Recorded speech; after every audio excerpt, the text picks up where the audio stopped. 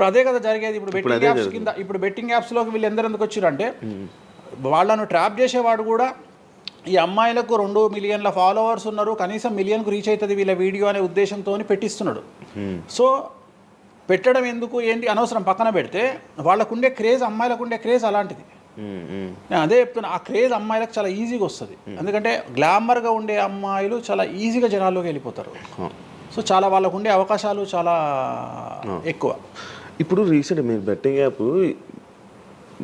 ఇన్ని రోజులు లేని బెట్టింగ్ యాప్, అంటే గత 2 సంవత్సరాల నుంచి ఫైట్ చేస్తున్నారు బెట్టింగ్ యాప్ల గురించి వీళ్ళు. సడన్గా ఇప్పుడు సెలబ్రిటీలు అందరూ బెట్టింగ్ యాప్లు ఇరుక్కుంటున్నారు. సెలబ్రిటీలే కాదు, 2025 సంవత్సరంలో సెలబ్రిటీ అనే ప్రతి ఒక్కడు ఏదో సమస్య ఇరుకుతాడు. అది అల్లు అర్జున్తోనే స్టార్ట్ అయింది.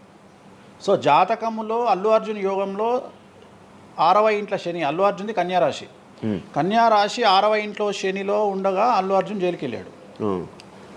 సో దానివల్ల ఆయనకు వెంట్రుక ముక్కతో సమానం. ఎందుకంటే తెల్లారు వచ్చి ఆయన టిఫిన్ చేస్తే ఆపలేరు, ఆయన టూర్కు పోతే ఆపలేరు, ఆయన రేపు పొద్దున పుష్ప 3కి 3,000 కోట్లు వసూలు చేస్తుంది, దాన్ని ఎవడు ఆపలేడు.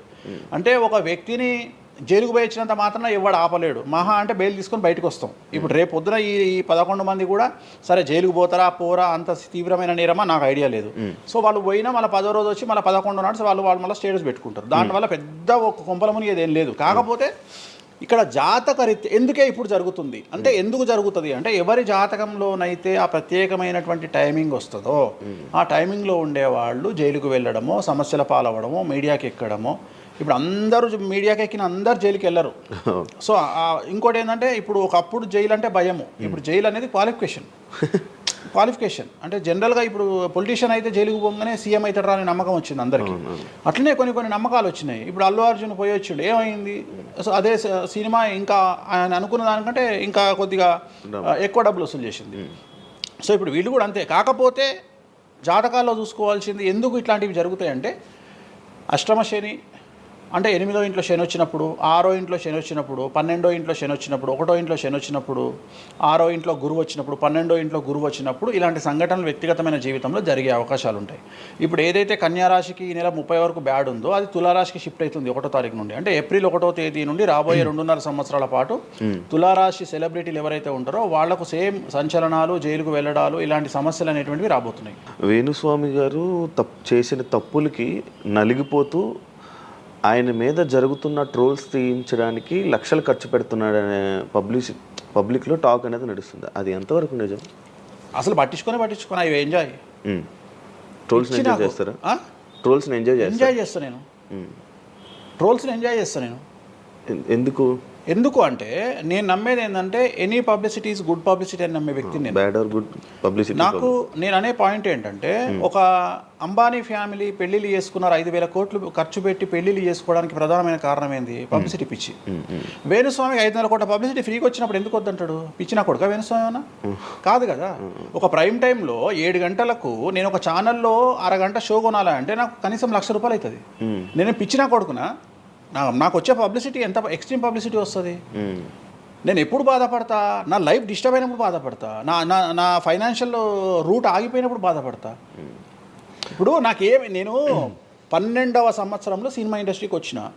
నా కమాండింగే మీడియా, నా కమాండింగే సినిమా ఇండస్ట్రీ, నా కమాండింగే పొలిటికల్, నా commanding all aspects of life. అలాంటి నేను నా జాతకాన్ని అంటే ఏం తెలియకుండానే బ్లైండ్గా వచ్చి మీడియా ముందర మాట్లాడేసి దొబ్బులు తిని వెళ్ళిపోదాం అనుకుంటున్నా? అంటే నాకంటూ కొన్ని క్లారిఫికేషన్స్ ఉంటాయి కదా. ఇప్పుడు ఉదాహరణ, ఇప్పుడు ఒక వ్యక్తి మీద ఒక లీగల్ అలిగేషన్ వచ్చినప్పుడు వాడు యాంటిసిపేటరీ బెయిల్ తీసుకుందామా, లాయర్ను మాట్లాడుకుందామా, ఏం చేద్దాం అని ఆలోచిస్తాడు కదా. అట్లనే మనం అడవిలోకి వెళ్ళేటప్పుడు టైర్ పంక్చర్ అయితే ఏం చేస్తామని ఆలోచించుకుంటాం కదా. అట్లనే ఒక అడవిలో ట్రావెల్ చేసినప్పుడు మనం ఆలోచించుకొని ట్యాంక్ డీజిల్ ఫుల్ చేయించుకుంటాం కదా. సో అట్లా నాకు ఉండవు ఆలోచనలు. నేను ఆలోచించుకోకుండానే ఇలాంటి పనులు చేస్తున్నా. సో వేణుస్వామిని దెబ్బ కొట్టాలి అన్నా, ఎవరిని దెబ్బ కొట్టాలన్నా ఫైనాన్షియల్గా దెబ్బ కొట్టాలి. బట్ నేను అవకాశం అవతల వాడికి ఇయ్యాను. కారణం ఏంటంటే, ఒక ఎలుకలాగానో ఒక పాములాగానో, ఒక ఎలుక కానీ పాము కానీ తన శత్రువుల దాడి నుండి బయటికి రావాలంటే 7 నుండి 8 బొక్కలు చేసుకుంటుంది ఒక హోల్లో. అంటే ఇటు రాడ్ పెడితే ఇటు వెళ్ళిపోతుంది, ఇటు రాడ్ పెడితే ఇటు వెళ్ళిపోతుంది. సో అట్లనే నేను ఒక 4-5 రకాల ఆర్థిక వనరులను ఏర్పాటు చేసుకున్నా. నా మెయిన్ ఇది కాదు, ఇది కాకుండా ఇంకా 4-5 రకాల ఆర్థిక వనరులను ఏర్పాటు చేసుకున్నా. ఈరోజు దుకాణం బంద్ చేయమంటే ఇదే క్షణంలో దుకాణం బంద్ చేసి కాలు మీద కాలేసుకొని నా పనులు నేను చేసుకుంటాను. సో అంత కంఫర్టబుల్ జోన్లో ఉన్నా నేను. సో నాకు టెన్షన్ లేదు, నాకు అంటే నన్ను ఎవడో ఆపేస్తాడు, నేను ఆగేయాలి, ఏం లేదు, హ్యాపీగా వెళ్ళిపోతుంది. సపరేట్ బిజినెస్లు ఉన్నాయి నాకు 190 వ్యాపకాలు ఉన్నాయి నాకు. నన్ను జ్యోతిష్యం, నేను 4 నెలలు జ్యోతిష్యం చెప్పుకోకపోతే జ్యోతిష్యం మీద సంపాదించేదానికంటే ఇంకో 5 రూపాయలు ఎక్కువ సంపాదించుకున్నా. ఇప్పుడు మధ్యలో నేను ఒక 4 నెలలు రెస్ట్ తీసుకొని నాకు వేరే వ్యాపకాలు చూసుకుంటే నాకు ఈజీ, ఎందుకంటే నేను కాన్సన్ట్రేషన్ చేయలేకపోతున్నా. సో ఇప్పుడు నాకు దొరికింది మొన్నటి వరకు, నేను ఆ పని చేసుకున్నా. రెండోది ఉగాదికే కదా నేను మాట్లాడేది, తర్వాత ఏం మాట్లాడతా. రెండోది ఏంటంటే కొన్ని సార్లు మనకు కొన్ని విచక్షణ, కొన్ని జ్ఞానాలు కలుగుతాయి, కొన్ని సార్లు కలుగుతాయి. ఇప్పుడు నాకు కూడా అదే జ్ఞానం కలిగింది. ఎందుకు అంటే ఇక్కడ వాక్యూమ్ నేను కవర్ చేసిన, టాలీవుడ్లో తెలుగులో వాక్యూమ్ కవర్ చేసిన, ఇక్కడ ఏం లేదు. సో నేను వాక్యూమ్ ఇంకా క్లియర్ చేసుకోవాలి, ఇంకా పెంచుకోవాలి అంటే బాలీవుడ్కు పోవాలి, కన్నడ పోవాలి, తమిళ్ పోవాలి. సో అటువైపు నేను కాన్సన్ట్రేషన్ చేస్తున్నా ఎక్కువగా. అందుకని నేను ఇక్కడ సెలబ్రిటీల గురించి చెప్పడం ఆపేసిన, తెలుగు సెలబ్రిటీల గురించి చెప్పడం లేదు. ఇప్పుడు మీరు పాన్ ఇండియా ఆస్ట్రాలజీ 100% తప్పేముంది? అదే విన్నాను రీసెంట్గా, యుఎస్, దుబాయ్ అవన్నీ వెళ్తున్నారంట. అంటే దాని అర్థం క్లయింటేల్ ఉందనే కదా. ఇప్పుడు మన యూరప్ పోయి వచ్చిన సరే, ఒక పెద్ద విషయంలో వెళ్ళేసి వచ్చిన చెప్పుకోవాలని లేదు, చెప్పను. క్లయింటేల్ ఉంది. ఆస్ట్రేలియాకి రెగ్యులర్గా ఎవ్రీ 3 months ఆస్ట్రేలియా పోతా, ఎవ్రీ 3 months లండన్ పోతా నా క్లయింటేల్కు. తప్పేముంది? అంటే ఉన్నట్టే కదా, నేను అనేది ఉన్నట్టే కదా. ఇప్పుడు విచక్షణ కలిగిన వాడు ఆలోచిస్తాడు. అంటే వేణుస్వామి మీద ఎందుకు వస్తున్నాయి రూమర్స్, ఎందుకు వేణుస్వామిని టార్గెట్ చేస్తున్నారు, నాకు అనవసరం. వాళ్లకు అవసరం ఉన్నోడు ఎంక్వైరీ చేసుకొని నా దగ్గరకు వస్తాడు. నేను ఇంకోటి అందరికి ఒకటే చెప్తా, నా పాజిటివ్ వీడియోల కంటే నా నెగిటివ్ వీడియోలే చూడండి. ఫస్ట్ జనాలు నన్ను ఎక్కిన వీడియోలు చూడండి, నన్ను దొబ్బిన వీడియోలు చూడండి, నా గురించి నెగిటివ్గా పెట్టిన వీడియోలు చూడండి. అప్పటికీ మీకు నా మీద నమ్మకం కలిగితేనే నా దగ్గరికి రండి, లేకపోతే రావద్దు. ఫస్ట్ వాటిని ఎంజాయ్ చేయండి, వాటిని ఫుల్ ఎంజాయ్ చేయండి, చేసి నా దగ్గరికి రండి. అట్లాంటి వాళ్ళే నా దగ్గరకు వస్తారు. అవునా? నాకు అదే కావాలి. చెప్పారా? నాకు అదే, నాకు టీవీలో ఇప్పుడు కూడా చెప్తున్నా కదా, వాళ్ళు వచ్చిన వాళ్ళు ఎవరైనా వచ్చిన వాళ్ళు చెప్తారు కదా. ఇప్పుడు ఉదాహరణ ఏమంటారు అంటే, ఇప్పుడు కామాఖ్య ఉంది, కామాఖ్యకి వెళ్తే ఇప్పుడు ఎవరో ఒకళ్ళు పబ్లిసిటీ చేసిరు, కామాఖ్యలో నాన్ వెజ్ ఉండదు, లిక్కర్ ఉండదు అని చెప్పి పబ్లిసిటీ చేసిరు. చెయ్యంగానే నా కామాఖ్య మెట్లెక్కగానే కనిపించేది నాన్ వెజ్, కామాఖ్య మెట్లెక్కగానే కనిపించేది లిక్కరు, గర్భగుడిలో ప్రదర్శనం చేస్తున్నంతసేపు మనకు కనిపించేది నాన్ వెజ్, లిక్కరు. సో అక్కడికి ఇప్పుడు ఎగ్జాంపుల్ చెప్తా. ఇప్పుడు శివ అనే వ్యక్తి కామాఖ్యకి ఇంతవరకు వెళ్ళలేదు. సో ఇప్పుడు ఏమనుకుంటాడంటే, వేణుస్వామి గురించి చెప్పిన ప్రచారాన్ని శివ నమ్ముతాడు. నాకు అదే కావాలి, ఇప్పుడు నమ్మడమే కావాలా. కానీ శివ నెల తర్వాత కామాఖ్యకి వెళ్తాడు. వెళ్ళిన తర్వాత ఎక్కడ చూసినా అడుగున నాన్ వెజ్, లిక్కర్ కనిపిస్తుంది శివకు. శివకు లాస్ట్కు ప్రసాదం కూడా నాన్ వెజ్ ఇస్తారు, ప్రసాదం కూడా లిక్కరే ఇస్తారు. అంటే తాగునాయన అని చెప్పి చేతిలో పోస్తారు. అంటే తీర్థంలో లిక్కర్ పోసి మీకు తీర్థం ఇస్తారు, మీరు తీర్థం తాగుతారు, లిక్కర్ పోసిరు. అప్పుడు ఒకసారి మీకు గుర్తొచ్చేది ఎవరు? వేణుస్వామి. ఓహో, వేణుస్వామి చెప్పింది 100కు 100% నిజము. అంటే మనం మూర్ఖులము, ఇన్ని రోజులు నమ్మింది, మనం తప్పు చేసినాం వేణుస్వామి విషయంలో. అక్కడికి వెళ్ళే వాళ్ళు క్షుద్ర పూజలు వీళ్ళు వాళ్ళు వెళ్తుంటారు. అసలు క్షుద్రం అంటే ఏంది? క్షుద్ర పూజలు శ్మశానంలో చేస్తారు. ఇవి వామాచార పూజలు. మందులలో, అలోపతి మందుల్లో రెగ్యులర్ మందులు స్టిరాయిడ్స్ లాగా, స్టిరాయిడ్స్ అనేవి ఇవి. సో నాలెడ్జ్ లేకపోతే నిమ్మకాయలు పెట్టిన ప్రతి చోట క్షుద్ర పూజ అంటే, శ్రీకాళహస్తిలో నిమ్మకాయలతోనే పూజ చేస్తారు. క్షుద్ర పూజ నాది అంటే వేణుస్వామి పూజలు చేయడం క్షుద్ర పూజలు, వామాచార పూజలు. నేను అనేది ఏంటంటే, నేను అది ఇప్పుడు ఇందాక అదే చెప్పిన, అనేవాడు ఫిల్టర్ లేకుండా ఎన్నన్నా అనుకోని, ఒకవేళ అట్లా అనుకుంటే వేణుస్వామి క్షుద్ర పూజలు చేస్తే సోషల్ మీడియాలో ఎందుకు పెట్టుకుంటాడు? నా లైఫ్లో నేను చెప్పేది ఒకటే, నేను ఆస్ట్రాలజీలో కానీ బ్రాహ్మణ్ కమ్యూనిటీలో కానీ నేను సన్నీ లియోను. నేను నా బట్టలు నేనే ఇప్పుకుంటా, నేను ఎవ్వరిని ఇప్పనియ్యా, నా బట్టలు నేనే ఇప్పుకుంటా. నేను దొంగతనంగా ఇవాళ వరకు పూజ చేసినా, దొంగతనంగా చెయ్యలేదు. పైన పూజ అవుతుంది, మీరు కెమెరా తీసుకొని పోయి పెట్టుకోండి. నాన్ వెజ్ పెట్టిర్రు, లిక్కర్ పెట్టిర్రు, పైన పూజ అవుతుంది. సో మీ ఇష్టం వచ్చినవి తీసుకోండి. నేను శాస్త్రానికి విరుద్ధంగా చేస్తే అమ్మవారు నన్ను సర్వనాశనం చేస్తుంది. నాకెవడన్నా అడ్డొచ్చి అనవసరంగా అమ్మవారిని బద్నాం చేస్తే వాడు సర్వనాశనం అవుతాడు. Simple logic. ఇంట్లో పెద్ద ఏం లేదు, ఇంట్లో నేను పెద్ద గొప్పగా చెప్పుకునేదే లేదు. వామాచారాన్ని క్షుద్ర పూజలుగా భావించి మాట్లాడుకుంటే మీ కర్మ. ఇంకోటి, నేను ఎందుకు లైవ్లో పెడతా పూజలన్నీ, ఎందుకు పెడుతున్నా అంటే నేను చేసేటి సక్రమమైనటువంటివి కాబట్టే పెడుతున్నా. ఇంకోటి, ఎక్స్ప్లోర్ చేసేవాడికి తెలుస్తాయి ఇవన్నీ. కామాఖ్య పోవాలంటే పోయేటప్పుడు 15,000, వచ్చేటప్పుడు 15,000, 30,000 రూపాయల ఫ్లైట్ టికెట్ ఎక్కి పోవాలి. ఒకప్పుడు 4,000 రూపాయల ఫ్లైట్ టికెట్ ఉంది వేణుస్వామి ప్రచారం చేయక ముందుకు. వారానికి ఒక్క ఫ్లైట్ ఉండే గౌహతికి. ఇవాళ ప్రతిరోజు పోవడానికి 3 ఫ్లైట్లు, రిటర్న్ రావడానికి 4 ఫ్లైట్లు వేణుస్వామి వల్ల ఏర్పడ్డాయి. ఇవాళ తెలుగు మీరు కామాఖ్య టెంపుల్కి వెళ్తే ప్రతి 10 మందిలో 5 తెలుగు వాళ్ళే ఉంటారు, కర్ణాటక వాళ్ళు ఉంటారు, తమిళ వాళ్ళు ఉంటారు. సో ఇంత స్ప్రెడ్ అయింది కామాఖ్య.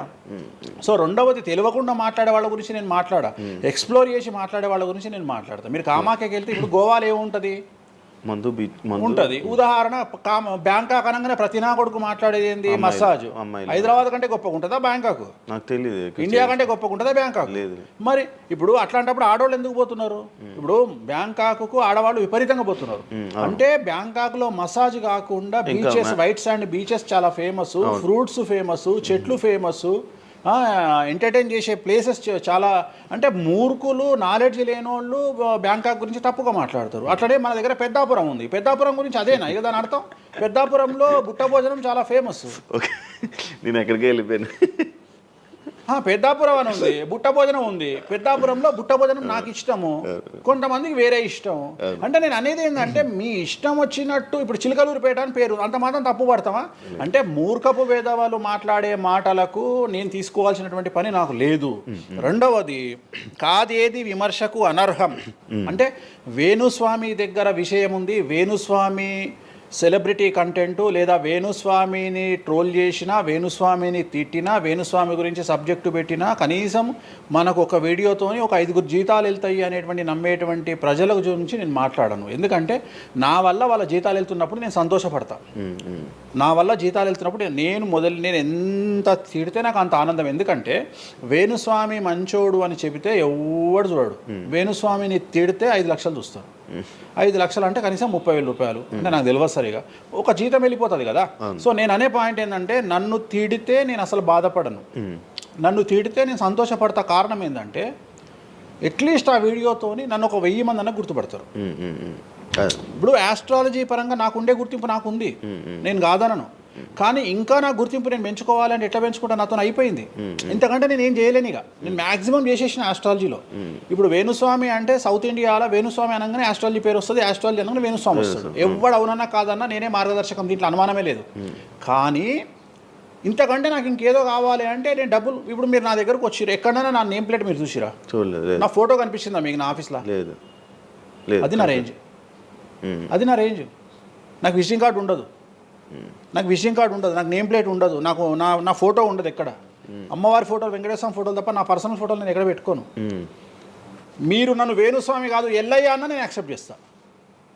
ఒకవేళ ఒకరోజు యాంకరింగ్లో ఒక ఆమె ఏం చేసిందంటే, అమ్మాయి ఇంటర్వ్యూ చేయబోతూ వేణుస్వామి కాకుండా ఏదో కొత్త పేరు చెప్పింది. కొత్త పేరు చెప్పి భయపడ్డది. అంటే నేను ఫ్లోలో చెప్పేసి భయపడ్డది. స్వామి తప్పు చెప్పినా అంటే నీ ఇష్టం వచ్చిన పేరు చెప్పుకోపో అన్న. జనాలకైతే నేను వేణుస్వామి అని తెలుసు కదా. ఇప్పుడు వేణుస్వామి బొమ్మేసి పుల్లయ్య అంటే అయితే వేణుస్వామి అనుకుంటారు కదా జనాలు. నేను అనేది అది. సో నాకు ఎంత విమర్శ చేస్తే ఐఎమ్ ఫీల్ హ్యాపీ. అదే మీ గురించి మీరు అంత క్రియేట్ జనాల్లో అందరికీ తెలుసు, అంత ఉంది ఆల్రెడీ. నేను మౌత్ పబ్లిసిటీని నమ్ముతా. మౌత్. రెండవది సింపుల్ లాజిక్. తెలుగు జనాలు అంత పిచ్చోళ్ళ. ఎక్కడ ఎవరి గురించి నెగిటివ్ పడుతుంది, ఏం పడుతుంది, ఎందుకు పడుతుంది, దీని వెనకాల ఏం జరుగుతుంది అని ఆలోచించలేనంత చవటలో నేను అనుకోను. ప్రతి యాడ్ను క్షుణ్ణంగా పరిశీలిస్తారు, ప్రతి టీవీలో టెలికాస్ట్ అయ్యే ప్రతిదీ క్షుణ్ణంగా పరిశీలిస్తారు, దీని వెనక వీళ్ళ మోటో ఏంది అనేది కూడా ఆలోచిస్తారు. సో చాలా సింపుల్గా అనలైజ్ చేస్తారు. సో అంత మాత్రాన నాకు వచ్చేదేముంది, జనాలు ఒకటి నన్ను విమర్శించేవాడికి లేదా నన్ను శత్రువుగా భావించేవాడు ఆ 2 రోజులు మందు ఎక్కువ తాగుతాడు, 2 పెగ్గులు, అంతకుమించి వాడు వీకేది ఏం లేదు. రెగ్యులర్గా తాగే మందు కంటే 2 పెగ్గులు ఎక్కువ తాగుతాడు, 2 ముక్కలు ఎక్కువ తింటాడు, ఎందుకంటే అబ్బా వేణుస్వామికి ఏదో అయిపోయింది అని.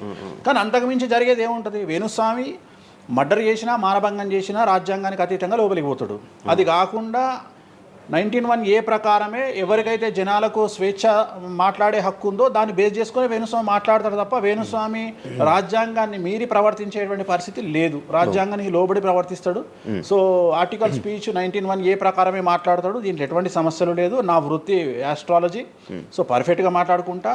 కానీ నా గురించి నెగిటివ్గా మాట్లాడే వాళ్ళు ఎప్పుడు కూడా నా శ్రేయోభిలాషలే. ఎందుకంటే వాళ్ళు నా స్థాయిని పెంచుతూ ఉన్నారు కాబట్టి నేను వాళ్ళని ఎప్పుడూ శత్రువులుగా భావించను.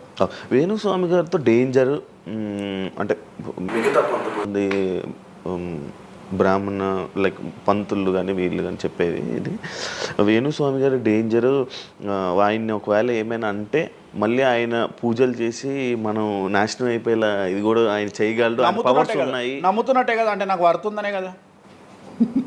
అలా అలా నాకు అర్థం కాదు. వర్త్ ఉన్నట్టే కదా. ఇప్పుడు వర్త్ లేకపోతే ఫీల్ కావాలి, భయపడుతున్నారంటే నమ్ముతున్నట్టే కదా. సబ్జెక్ట్ ఉందని నమ్ముతున్నారు కదా.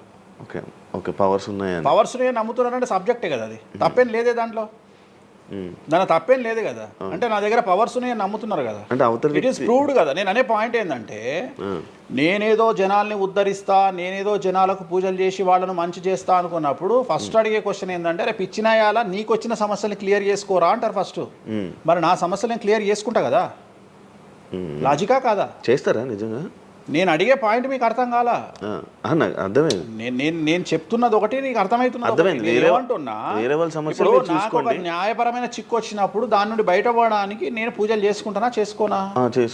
మరి వాటి ద్వారానే కదా నేను జనాలకి. ఇప్పుడు నీకేదన్నా ప్రాబ్లం వచ్చి రేపు పొద్దున వేణుస్వామి గారు నాకు ఈ సమస్య వచ్చింది అంటే సమస్య మీరు ఎప్పుడు నమ్ముతారు? నన్ను మీరు చేశాక అది మీరు నేను బయటపడ్డప్పుడు నమ్ముతారు. అదే మీ సమస్యల నుంచి మీరు బయటపడ్డాక జనాలు నమ్ముతారు. అర్థమైంది. బట్టతల పెట్టుకొని నేను వెంట్రుకలు మొలిపిస్తాను టీవీలో యాడ్ ఇస్తే అమనాబూతులు తిడతారు. అరే నీకే గుండు మీద ఎంటికలు లేవు, నువ్వేం మొలిపిస్తావురా అని. అట్లనే నేను కూడా నా స్టామినా ఏందో జనాలకు తెలియజెప్పాలి అంటే నేను నా సమస్యల నుండి బయటపడ్డప్పుడే కదా ఎదుటి వ్యక్తికి చేసే రైట్స్ నాకు ఉంటాయని చెప్తున్నా. అంటే ఇప్పుడు మీకు వచ్చిన సమస్యల నుంచి మీరు బయటపడ్డానికి మీకు మీరే పూజ చేసుకున్నారు. ఎందుకు చేసుకో? ఇప్పుడు నా జాతకాన్ని నేను విశ్లేషించుకుంటా కదా. ఇప్పుడు నాకు వచ్చే సమస్య అని నేను అనుకోను, బట్ నేను సమస్యలు వస్తే వాటిని క్లియర్ చేసుకోవడానికి నాకుండే రెమెడీస్ నాకు ఉంటాయి కదా. మీరు చేశారు ఆ పూజల్లో ఎవరైనా నష్టపోయారా? ఎవరినైనా ఎవరిని నేను అనేది ఏంటంటే మనం బాగుండాలని కోరుకుంటాం. ఇంకోటి ఏంటంటే ఫస్ట్ నేను శత్రువుగా భావించాలి కదా. నేను అంత దూరం ఆలోచించాను. నేను ఎదుటి వ్యక్తిని శత్రువుగా ఎప్పుడు భావిస్తా అంటే వ్యక్తిగతంగా వచ్చి నన్ను కొట్టినప్పుడు నేను భావిస్తా. అంటే నా గురించి చెడుగా మాట్లాడడం అనేది నాకు శత్రువు కాదు. ఎందుకంటే వాళ్ళ వృత్తి అది, వాళ్ళ వృత్తి అది. బోల్డ్ మంది మాట్లాడతారు అందరితో, అందరూ శత్రువులు. నేను అదే అంటున్నాను. ఇప్పుడు ఇదే వీడియో కింద మళ్ళీ పెడతాడు ఎవడో, మళ్ళీ వచ్చిన వారా పంది అని పెడతాడు. ఇప్పుడు నేను వాడిని వాడిని ఇల్లు ఎత్తుక్కుంటూ పోవాలా? నేను వాడిని ఇల్లు నాకు కనీసం లక్షల్లో క్లయింటేల్ ఉంటుంది. ఈ వీడియో కింద తిడితే మహా తిడితే ఒక 10 మంది తిడతారు. ఈ 10 మంది అలవాటు కాదు, కలియుగ ధర్మము. నేను చాలా ప్రాక్టికల్గా ఉంటా. నేను చాలా లేకపోతే ఎంత దమ్ము ఉంటే ధనిష్టలా నేను వచ్చి మందు తాగుతా, నాన్ వెజ్ పెడతా అని చెప్పుకోవాలంటే చాలా విషయం ఉండాలి, మామూలు విషయం కాదు. ఈ కమ్యూనిటీలో తట్టుకోవాలి. అందుకనే నేనేమంటున్నా, ఒక బ్రాహ్మడు అనగానే ఇప్పుడు ఉదాహరణ ఒక పెద్ద పూజారు ఉన్నాడు ఏ గుడికి, ఆ పెద్ద పూజారిని టార్గెట్ చేయాలంటే ఫస్ట్ టార్గెట్ చేసేది నాన్ వెజ్ తింటాడు, లిక్కర్ ముట్టుకుంటాడు అని చెప్తారు. అందుకని నేనే నా బట్టలు ఇప్పేసుకుంటున్నా. అవకాశం లేదు అంటే నేను ఆల్మోస్ట్ అండర్వేర్తో సహా అన్ని ఇప్పేసిన. ఒకవేళ నేను అండర్వేర్ ఉంటే అదే అన్న లాగుదామని ఎవడో వస్తుండే, నేను అది కూడా ఇప్పేసిన. ఇంకేముంది నా నాయన నన్ను ఇప్పడానికి? నా దగ్గర ఏం లేదు కదా. ఇప్పుడు నువ్వేమైనా కొత్తవి చూపిస్తే ఏం చూపిస్తావు? నువ్వేం చూపిస్తావు? సుప్రీంకోర్టు ఇచ్చిన ఆర్డర్ ప్రకారం నేను వేరే అమ్మాయితో పడుకున్నా, అమ్మాయితో ఇష్టంతో పడుకుంటే అది కూడా నాకేం తప్పు లేదు. ఇంకా నువ్వు నాకు ఏం చూపిస్తావు? నేను ఎప్పుడన్నా నేను సామాజికానికి వ్యతిరేకంగా చేసినప్పుడు, శాస్త్రానికి వ్యతిరేకంగా చేసినప్పుడు నువ్వు నా గురించి వ్యతిరేకంగా చూపిస్తావు. అంతే తప్ప నా దగ్గర ఏమున్నాయని చూపిస్తావు? నేను చచ్చే వరకు చూపించలేవు. నేను నన్ను బొందబెట్టే వరకు, నన్ను తగలబెట్టే వరకు నేను తప్పు చేసినా చూపించలేవు. నేను చెయ్యను. మీరే చెప్పేసుకుంటున్నారు. నేనే చెయ్యను. నేను ఇప్పుడు పైసలు లేనివాడు, పైసలు పోగొట్టుకున్నవాడు బెట్టింగ్లోకి పోతాడు. లేదా ఇప్పుడు కొత్త వ్యవహారాలు ఉన్నాయి. ఒకడేమో నిధులు దొరుకుతాయని పోతాడు, ఒకడేమో రైస్ పుల్లర్ అని పోతాడు. ఇవన్నీ ఏం కావని తెలుసు, మనకు తెలుసు, వాడికి తెలియదు. వాడు మానసికంగా వీక్ కాబట్టి వాడు సొంతంగా డబ్బులు దొంగతనంగా నాకు అవసరమే లేదురా నాయన. నాకు వేరే వ్యాపకాల నుండి డబ్బులు వస్తున్నప్పుడు లంగ పని చేసే అవకాశం నేనెందుకు చేస్తా? నాకు అవసరమే లేదు. నన్ను లంగ పని చేయమని చెప్తే నేను చెయ్య, నాకు వద్దు. నేను లంగ పని చేసే సవ్వాలే లేదు, నాకు అవసరం లేదు. రెండోది ఏంటంటే నా దగ్గరికి రానంత వరకే నా గురించి నెగిటివ్గా మాట్లాడతారు. ఒక్కసారి నా ఆఫీస్లోకి ఎంటర్ అయ్యారు అంటే వానికే అర్థమైపోతుంది, నీ అమ్మాయి నా కుల్లం ఉన్నాడు రా నాయన, ఈయనతో వేస్ట్, ఈయన దగ్గర ఏం దొరకదు. రెండవది, ఇవాళ ఎక్కడ పడితే అక్కడ కెమెరాలు పెట్టుకొచ్చేటువంటి స్థాయిలో ఇది మనకు సైన్స్ పెరిగింది. ముక్కు పుల్లలు కూడా పెట్టుకొస్తారు, చౌకమ్మలు కూడా పెట్టుకొస్తారు. నేను లంగ పని చేస్తే కూర్చొని 2 నిమిషాలు దొరకబట్టి టెలికాస్ట్ చేస్తారు. కానీ మాటలున్నాయి, క్లారిటీ సాక్ష్యం లేదు. ఇక మరి ఏం చేస్తాను నేను? పోనీ నేను అందరిలాగా దాచిపెట్టే మనిషిని కాదు, దొంగతనంగా లంగపనంగా డోర్లు అన్నీ కుల్లా ఉన్నాయి. మీరు ఎక్కడికొచ్చినా మాట్లాడి నా ఆఫీస్లో ఏమైనా చేయండి, ఓపెన్గా పూజలు చేస్తా. ఇంకొకటి వేరేటోడు పెట్టే కానీ నేనే పూజ పెడుతున్నా. ఇంకోటి రెండోది బాటిల్ కూడా నా చేతిలో పట్టుకొని అమ్మవారికి నైవేద్యం చేస్తున్నా. పోనీ నేను బాటిల్ దొంగతనంగా ఇది మందు బాటిల్ కాదు అని చెప్తలేను. Blue label bottle, royal salute bottle నేనే పోసి మరి అమ్మవారికి నైవేద్యం చేస్తున్నా. ఇంకా ఎక్కడనే దాపరికం ఉంది. ఇంకా బాటిల్స్ కూడా కాస్ట్లీ, అంటే పెద్ద పెద్ద గెస్టులకే అవి పెద్ద వాళ్ళ విఐపి రేంజ్ని బట్టి పెడతాం. రాయల్స్ నార్మల్ వాళ్ళు వస్తే వాళ్ళకి తగ్గట్టి వాళ్ళ ఇష్టం. ఇప్పుడు ఉదాహరణ బాలయ్య బాబు చేస్తే మ్యాన్షన్ పెడతాం. ఇప్పుడు కొంతమంది ఎన్ఎస్సి అంటే ఇప్పుడు ఉదాహరణ వాడు మొన్న ఎవడో విమర్శిస్తుండు నన్ను. మొన్న ఎవడో ఆయన లారీ కళ్ళద్దాలు పెట్టుకుంటాడు అని ఒక జ్యోతిష్కుడు నన్ను విమర్శిస్తున్నాడు.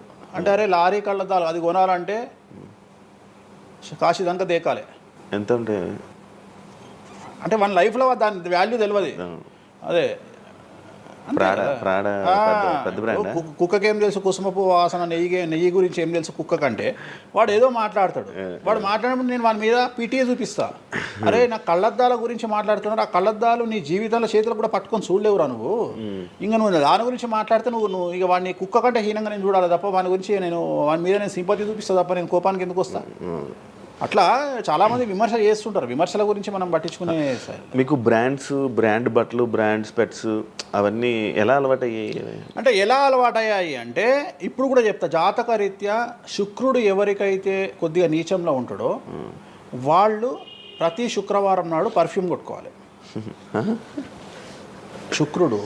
శుక్రుడు అంటే లగ్జరీస్. ఓకే. శుక్రుడు జాతకంలో శుక్రుడు గ్రహం నేను మాట్లాడేది. శుక్రగ్రహం వీక్ ఉన్నప్పుడు ప్రతి శుక్రవారం నాడు పర్ఫ్యూమ్ కొట్టుకోవాలి. అండ్ ఒక పెగ్గు 30 ml కాచేయాలి. తాగుమని చెప్తే వేణుస్వామి చెప్పిండు కదా అని ఒక ఉద్యమంలాగా తాగొద్దు. ఒక 30 ml స్కాచ్ తాగాలి. అట్లా ఒక 3 నెలలు చేసిన తర్వాత డెవలప్మెంట్ ఏందో మీకే కనిపిస్తుంది. మళ్ళీ వేణుస్వామి మందు తాగేమన్నాడు అని కాంట్రవర్సీ కావచ్చు. డాక్టర్లే చెప్తారు. 30 ml తాగితే హార్ట్కి మంచిది, బీపీకి మంచిది అని చెప్తారు. కానీ డాక్టర్ల పేరు అడ్డం పెట్టుకొని కుంభాలు తాగుతారనే భయానికి డాక్టర్లు చెప్పరు. ఆపేశారు. 30 ml అనేది చాలా మంచిది. బట్ నేను రోజు తాగమంటలేను. శుక్రవారం నాడు మాత్రమే. అది కూడా శుక్రుడు నీచంలో ఉంటే, శుక్రుడు 6వ ఇంట్లో, 12వ ఇంట్లో, 8వ ఇంట్లో ఉన్న శుక్రుడి మీద శని దృష్టి ఉన్న జాతకరీత్యా మీరు శుక్రవారం నాడు 30 ml పెగ్గు తాగండి నైటు. అది కూడా ఫ్యామిలీతోని మహమ్మద్ రఫీ పాటలు పెట్టుకొని, ఏఆర్ రెహమాన్ పాటలు పెట్టుకోనో, ఇళయరాజా పాటలు పెట్టుకొని ఆ పెగ్గు తాగి ఆ పాటలు ఎంజాయ్ చేసి పండుకోండి హ్యాపీగా. సో మీ లైఫ్ ఎట్లుంటుందో చూడండి.